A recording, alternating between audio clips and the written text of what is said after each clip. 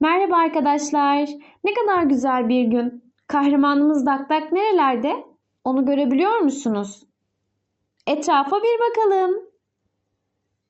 Salıncakta sallanan o gibi. Mis gibi havanın tadını çıkartıyor. Merhaba Dakdak. Nasılsın? Sanırım artık sallanmayı bırakmalıyız Dakdak. Posta arabası geliyor. Dakdak, posta kutusuna bakar mısın? Yaşasın, mektubumuz var. O zaman mektubu okuyalım mı? Ne dersiniz arkadaşlar? Bir traktör görünüyor mektubumuzda. Bakalım neler yazıyor.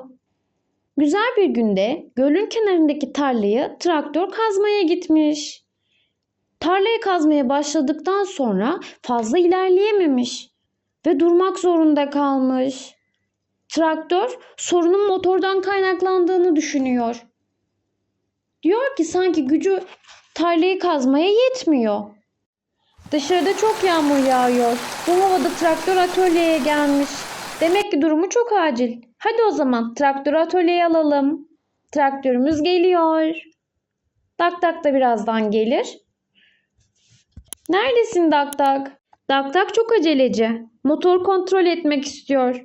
Aç bakalım kaputu.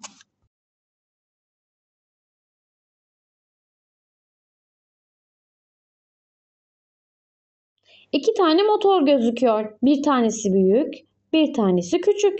Küçük olanı şimdiki motor ve gücü tarlayı kazmaya yetmiyor. Bize büyük bir motor lazım. O yüzden bunları değiştirmeliyiz. Ne dersiniz?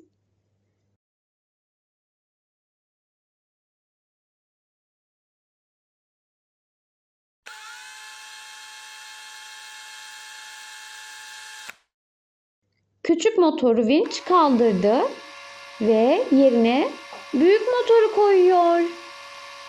Harika, işlem tamamlandı.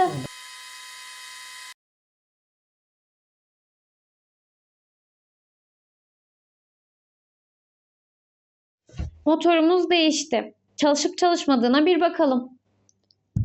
Tarlayı kazma işlemi yapacağız. Traktör kazmaya başladı. Şu anlık bir sıkıntı gözükmüyor. Ama hemen anlayamayız. Birkaç defa daha deneme yapmalıyız. Pullunu kaldıracak ve diğer tarafı da sürecek. Eğer bu işlemde başarılı olursa motorumuz çalışıyor demektir.